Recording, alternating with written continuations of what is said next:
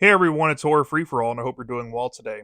I have here a movie review of a brand new slasher horror movie that has come out in the year 2025, and it actually doesn't officially release until tomorrow at the time of me making this video. So I wanted to get my review out there just to give my honest thoughts that aren't really tampered by anybody else's opinions, and I'm going to talk about Clown in a Cornfield.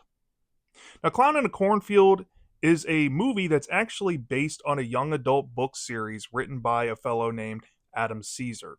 Now, I don't know Adam personally, but I have seen his content on YouTube in the past, and I know a lot of horror booktubers out here on this platform that really do look up to this guy. And he is kind of like the spokesperson for people who just love horror literature or just horror in general that start out as a fan or enthusiast that finally puts pen to paper and has an idea and goes for it. And look, his book series has made 3 installments. They're in big box retailers like Barnes and Noble and Books a Million. And now his franchise is being taken to film and possibly could get future sequels made after this first movie. So, Adam Caesar, I have nothing but admiration and respect for, just on that merit alone. So, know that before I go any further into this review. With that being said, I'm also going to be upfront about this point. I have not read any of the Clown in a Cornfield books prior to me watching the movie. Now, that might be an error on my part, but I did it with Dark Harvest, and I watched the movie before I read the book, and I was able to enjoy both immensely for what they were, despite their differences. And I'm kind of hoping here is kind of the same thing, but I'm hoping I enjoy the books a little more than this movie, because if I'm being honest, the Rotten Tomato scores and the glowing reviews that I've seen online for this film might be reaching. Now, I don't mean to lambast anybody out there, but I went in with I'm not gonna lie, I went in with some high expectations, given a 90% Rotten Tomatoes review score meter, and people calling it certified fresh earlier than it actually has been certified. And I don't really know how this movie is going to fare well with the casual audience out there, or maybe the diehard slasher fans. But I will say that if you are a fan of the slasher genre, this movie fits the bill in almost every way possible that you can think a 2025 slasher movie will feel like. And to be honest, I don't like to compare horror movies to others here. If we're putting this up next to the Terrifier series or Thanksgiving from 2023, I don't think this movie is near as good as those, if I'm being honest. But I will say that this movie does have some qualities to it that I really do admire, and there are some issues with it. So I guess I'm going to have to talk about them in this review. So, Clown in a Cornfield, I'm going to be very surface level with this overview of what you're going to expect out of the movie, because it's a very cut and dry film and it's very easy to spoil. So, it's essentially about this senior in high school named Quinn. She has moved to this small town. I forget the name of it, but the town is known for having a factory in it that sells corn syrup, or at least in the past. And the mascot of this corn syrup factory is a clown. And when her and her father arrive at their new property, she can see right across from her house, essentially, the old factory that once was operational. And she doesn't quite know the backstory of what happened to it, but as she meets some fellow teenagers in this town that she's moved to, she starts to get answers as to why it's closed, and it perhaps has to do with a fire that tragically had to close down the plant, and of course, in result, take away a good amount of the town's jobs. So while all this is coalescing, within her first day of moving to this town, she gets wrapped up in this group of misfits in her high school class that end up getting her put into detention indirectly. And through that, she makes, I guess, a friendship with them. And later on, when she's at dinner with her dad and she runs into the town sheriff, she sees that these kids are outside and want her to tag along and go on this merry band of adventure. Now, I should say this, I haven't gone over the prologue of the movie yet, but in the prologue, it's set in 1991, and we see a bunch of kids partaking in drinking and getting high and about to have sex out in the cornfield. But we see that there might be a killer out in the cornfield, but we don't know what that means yet in the movie. So we fast forward to where I left off with Quinn, the main character. She befriends these kids, and later that night she finds out that these kids, they love to partake in this town um, legend behind this factory, and has started to make this YouTube series and has garnered quite a cult following behind it, where they essentially stage fake deaths involving this slasher killer known as Friendo, who happens to be the mascot of this corn syrup factory. Well, she of course gets hazed by these guys and gals in the group, and she goes home thinking that, she's had a frightful night, but things could be worse and could be better. And she might have this romantic interest with this guy who her father, of course, catches it making out with her in his car and forbids her from seeing this guy anymore. Well, while she's watching the footage of the video that was sent to her by her newfound friends, she notices that there might be a figure watching them as this fake reenactment of killing took place. And she starts to ring alarm bells to her friends, but they don't really seem to take it serious because they think it could be a prank. And we see very quickly that there might actually be a killer posing as this friendo person, and starts killing these teenagers. We see one of them get off in the room, let's just say. I don't want to say how. We see another one get off in the garage in a very suspenseful and creative way, but there was a jump cut to the kill, which was very annoying. And then once the teens get to the point where they obviously know that, or I guess don't know in the situation, that their friends have possibly been murdered, they decide to go partake in maybe crashing a parade. Now, when this happens, they go and crash this parade that happens to be run by the town mayor, who I guess is the father of this romantic interest of Quinn. And of course, these teenagers cause a huge ruckus and pretty much ruin the parade wholesale. And this lands them all in jail. Later, of which they're bailed out by Quinn's dad. And then Quinn has to plead her case that she's innocent, blah, blah, blah, blah, blah.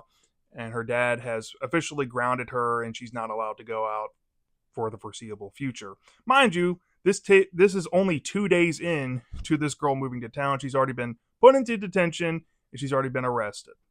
So, fast forward to that night, her crush comes to pick her up and take her to a barn party that's supposed to celebrate the tradition of the town and commemorating Friendo, the mascot of the town. I guess that represents the former glory of it. And then from there, all hell breaks loose, and we see the Friendo killer,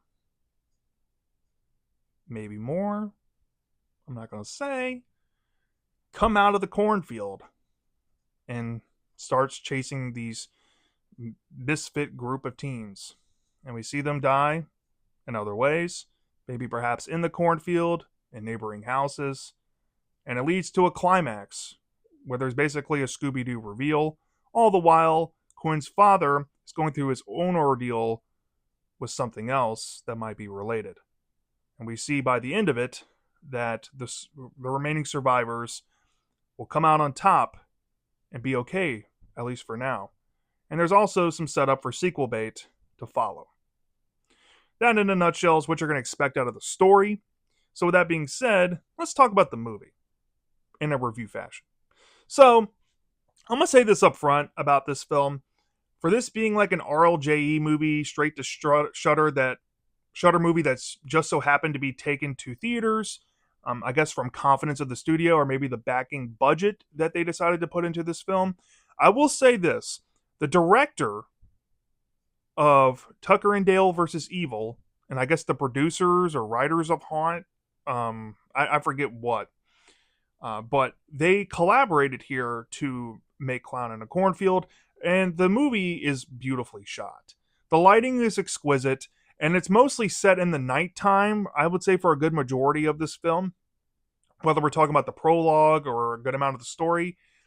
And it's very atmospheric. It almost feels like the town is well lived in throughout the whole movie. You really get a sense that this is a small Midwestern town that has some sort of connection to lineage and where they come from, and that matters a lot to them. And that really exudes throughout this whole story, which plays into the overall message that the movie offers, which I guess I'll get into shortly. But yeah, this movie really engrosses you with the atmosphere almost from Jump Street, and it's well shot and well made. And that's pretty much all you really need up front to grab your audience. And I think for a lot of people out there, this is going to immediately catch your attention. The second thing I think I could commend this movie for is Quinn and her father's relationship. I think Quinn is pretty much like a cookie cutter, single parent kid archetype that you come to see in young adult novels or movies these days. She has a jaded past about losing her mom, and her dad runs away from problems and ups and moves her to a different town. If you recognize this trope, I think that this trope was probably the most popularized in 1995's Casper movie, which ironically this movie is trying to pay a love letter to. And I don't know if Adam Caesar put this in his book counterpart with the character Quinn, but it feels like a throwback to 90s single dad tropes that has seen a massive reawakening in the 2020s for some reason. And this really reminded me of that, but it was good. I think Quinn and her father had a really good chemistry on screen. And actually fleshing out the parent characters in a teenage centric slasher movie was kind of neat to see. You don't normally see that too often. And I will say there are some humorous moments involving the dad dealing with his daughter acting like a typical teenage quote unquote delinquent, which I thought was kind of humorous. And, where the story ends up with his character was really nice. And I thought it was really cool. I mean, if there's a sequel set up, I'm 100% counting on Quinn and her dad possibly making a reappearance. It might be a mild spoiler. I hope it isn't. But yeah, I wouldn't mind seeing these two back. They were clearly the best performers in this entire movie. And when we're getting down to, I guess, the killer, like Friendo, a lot of people are probably wondering, is Friendo going to be a slasher icon, right? Well, it's kind of hard to gauge, especially with these modern slashers or horror movies, what characters are going to transcend over some others. I know some really popular ones out there are the John Carvers in Thanksgiving. You got Art the Clown and Terrifier. Some people are saying that Mr. Crockett could be a horror icon. But here, Friendo, the killer clown slasher, I think has potential, believe it or not. I want to be surprised if like Spencer's Gifts or Spirit Halloween this year starts getting in Friendo merch. It seems like this could get a big push from RLJE and Shudder to try to make it a franchise, which I'm assuming it will become. I don't know if the future films are going to go straight to streaming or straight to DVD if this movie doesn't perform well, but I can totally see Friendo merch coming out of the woodwork. And I will say, Friendo does have this creepy element to him that I did not go over in the plot overview because it's kind of like a moniker thing where he pops up in the movie. But essentially, there's this Jack in the Box, like this little miniature thing, right? It's not your typical size or anything. And whenever a character plays around with this thing, that means that Friendo is nearby and he's targeted you to be killed. And that literally happens for almost every character in the movie that gets offed. And even at some points, the movie tries to fake you out with certain characters having this box, making you think that they possibly could get killed, which I think is kind of fun because it does promise on that delivery 9 times out of 10 most of the time. But I will say, Friendo, despite him having some lackluster kills and the kills being enhanced by CGI noticeably at times, there was some surprisingly decent gore involving some of the brutality from Friendo, or maybe even from said heroine or side characters in the story where they're killing things, let's just say. And I will say that there are some creative kills in this movie, and I don't want to get into too much depth here, but there's a kill involving electrical poker, and there's a kill involving a chainsaw. And both of those look really good. Even though they're kind of done up extremely at times, they look good. I mean, despite some obvious CGI enhancements, um, the gore here was solid when they did use gore and they didn't rely on jump cuts. And I don't know why the jump cuts are here. I guess we're kind of leaning into some mild negatives real quick before I really lay into the movie here. The jump cut kills, if you're a diehard gore hound and you're a diehard, like, you've seen it all, especially if you've seen like the three Terrifier films, you're going to think that this movie is very underwhelming with certain kills, especially and arguably the most suspenseful death of this whole movie involving, let's say, weights and a saw. It's a jump cut. Yeah. I don't know what else to say. Yeah, there are some kills that I think do this killer justice and the vibe and the mood of the movie. And there are some kills that just feel very lackluster. Which, going back onto the mood of the movie, one final positive I can say is that this is pretty much like I want to say a comedy. I think it's more of a commentary comedy, and using kind of like the tropes of slasher movies and using the characters to kind of poke fun at the tropes at times. Like there's a certain side character who we meet, and she's throughout majority of the story. She pokes fun at the slasher tropes a couple times, and then there's a blonde girl that we see throughout the movie as well that fits the typical archetype that's in almost every obnoxious 80s slasher movie to the T. And even she's kind of like a play on the trope. And even like the love interest guy for our, I guess, final girl of the movie, there's a brand new plot twist involving that, and I can totally see a lot of people getting stumped by this one character because you almost think that because I'll be upfront, this is kind of like a whodunit slasher kind of, but more in like a Scooby Doo kind of way, in execution, I would say. You would think that this one guy has to be involved in some mega capacity, at least in terms of it possibly being the killer. And the movie completely pulls the rug from under you with another character that happens to be a good prominent suspect in like the first half of the movie.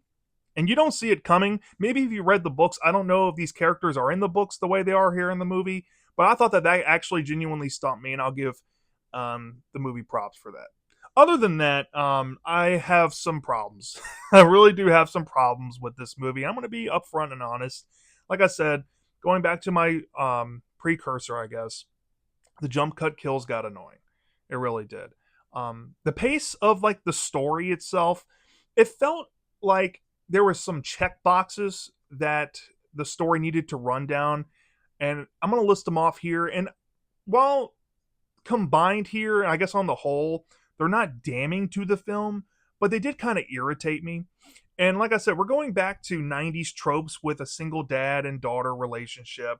And you see these tropes pretty much being clichély used here in the movie.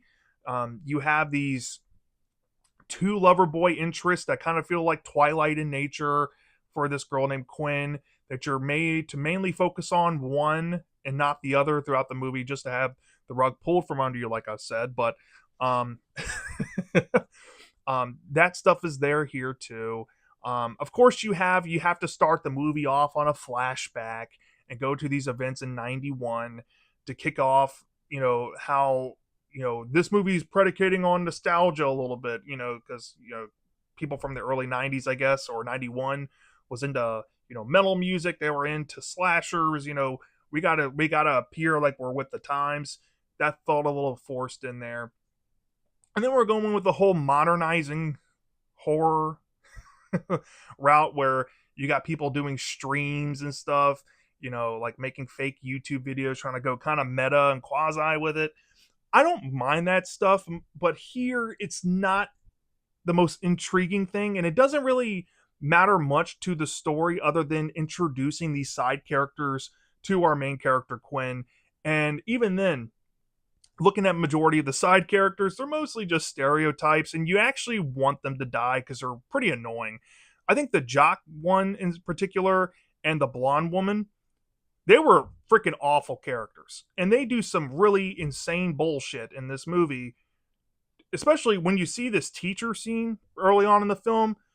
Teenagers don't act like this unless it's like teenage prank week. And I get that maybe they're in a small town and whatnot, but this is just over glorified bullshit, just to make you kind of see something with said teacher that might play a role in the whole film, I should say.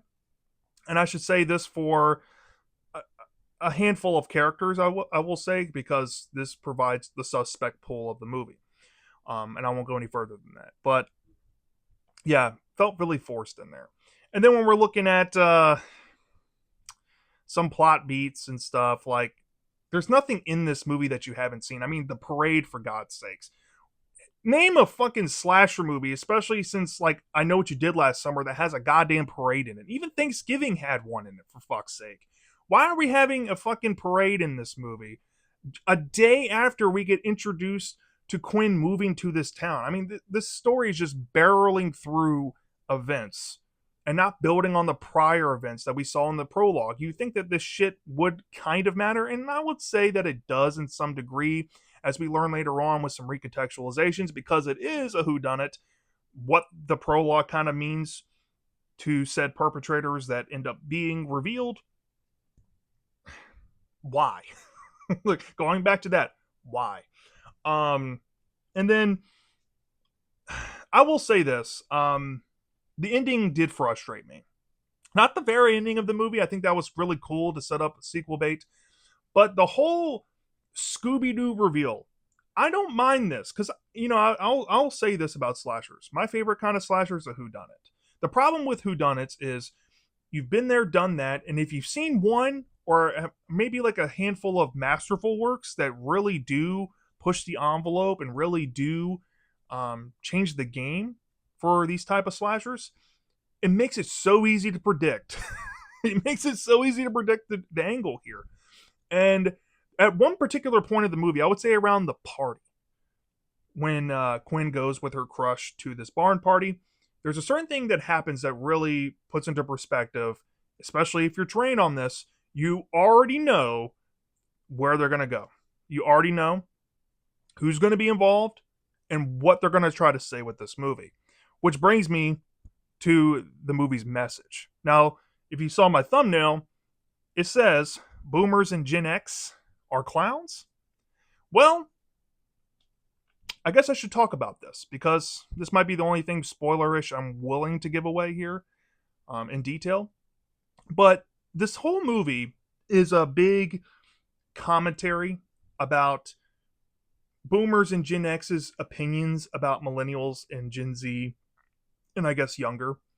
And the whole message of the movie essentially circumvents back to prior events and how tradition matters ultimately more than anything in this town.